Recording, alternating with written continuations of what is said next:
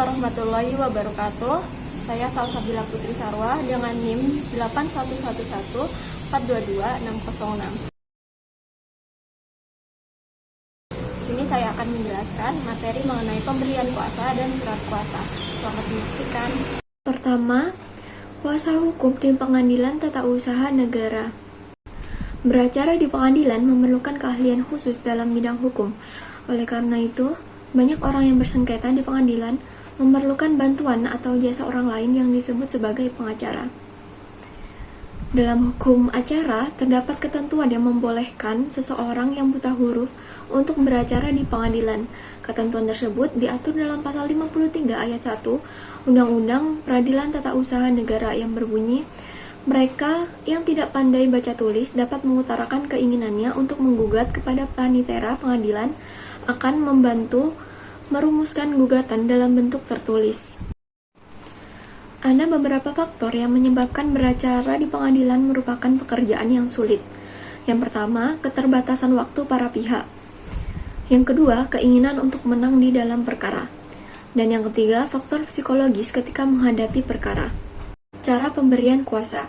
Cara pemberian kuasa di Pengadilan Tata Usaha Negara diatur dasar hukumnya dalam pasal 57 ayat 2 UU Petun yang menyatakan bahwa pemberian kuasa dapat dilakukan dengan surat kuasa khusus atau dapat dilakukan secara lisan di persidangan. Yang pertama, melalui surat kuasa khusus yang dibuatkan surat kuasanya di hadapan pejabat yang berwenang, yakni notaris atau panitera pengadilan. Melalui cara ini, pemberian kuasa dapat dibuat dalam bentuk otentik dan dapat pula dibuat di bawah tangan. Kedua, pemberian kuasa secara lisan di persidangan. Dalam hal ini, panitera harus mencatat pemberian kuasa itu dalam berita acara persidangan. Pembuatan surat kuasa di luar negeri harus mengikuti ketentuan dalam pasal 57 ayat 3 yang menyatakan surat kuasa yang dibuat di luar negeri bentuknya harus memenuhi persyaratan di negara yang bersangkutan dan diketahui oleh perwakilan Republik Indonesia di negara tersebut, serta kemudian diterjemahkan ke dalam bahasa Indonesia oleh penerjemah resmi. Yang kedua, pembuatan surat kuasa. Menurut pasal 1792 KUH Perdata, surat kuasa adalah suatu perjanjian di mana suatu pihak memberikan kesanggupan hukum kepada pihak lain untuk bertindak atas nama pemberi kuasa dalam suatu hal tertentu.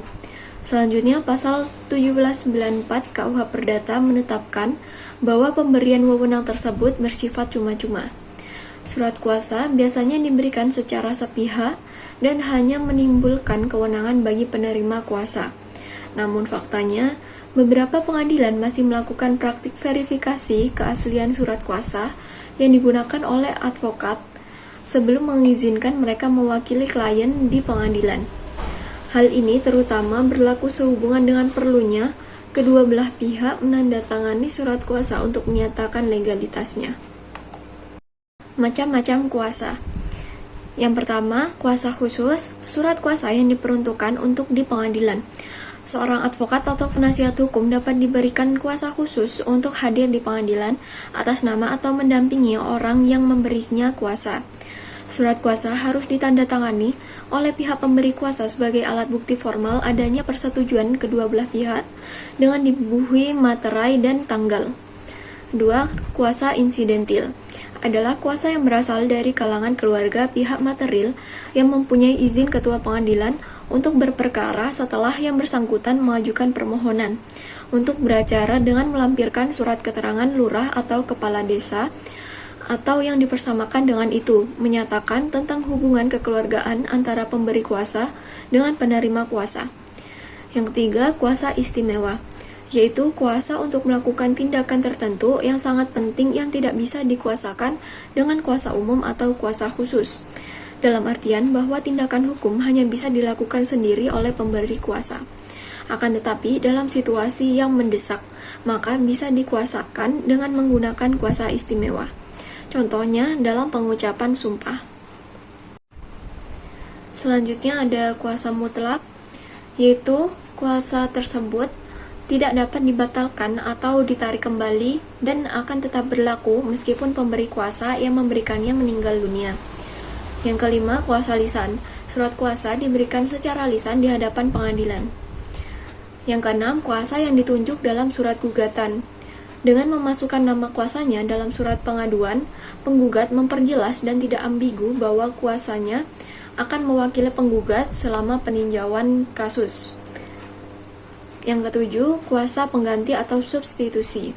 Apabila surat kuasa pemberi kuasa memuat ketentuan pendelegasian, maka kesanggupan agen untuk bertindak atas nama pemberi kuasa dapat diganti seluruhnya atau sebagian. Yang kedelapan, kuasa pendamping. Pengacara sebenarnya tetap terlibat tetapi menghadirkan saksi ahli untuk mendapatkan nasihat yang mereka butuhkan selama persidangan. Kemudian ada elemen-elemen surat kuasa. Yang pertama dari segi formatnya. Pertama, kepalanya disebutkan surat kuasa. Kedua, disebutkan bentuk surat kuasa di tengah-tengah dengan kata khusus. Yang ketiga, tanda tangan pihak pemberi kuasa dan penerima kuasa pada bagian akhir surat kuasa. Yang kedua, dari segi substansinya, pertama, identitas pemberi kuasa seperti nama, umur, pekerjaan, dan alamat tempat tinggal. Yang kedua, identitas penerima kuasa seperti nama, profesi atau status praktek, dan alamat kantor. Yang ketiga, pihak yang digugat, yaitu badan atau pejabat tun yang mengeluarkan keputusan. Yang keempat, objek sengketa tun atau katun. Yang kelima, kompetensi relatif. Keenam, kewenangan penerima kuasa disebutkan secara limitatif. 7. Hak upah. 8. Hak retensi. 9. Hak substitusi. Berakhirnya surat kuasa. Berdasarkan pasal 1813 sampai 1819 KUH Perdata, pertama, melalui penarikan kembali kuasa oleh pemberi kuasa. Kedua, dengan pemberitahuan penghentian kuasanya oleh penerima kuasa.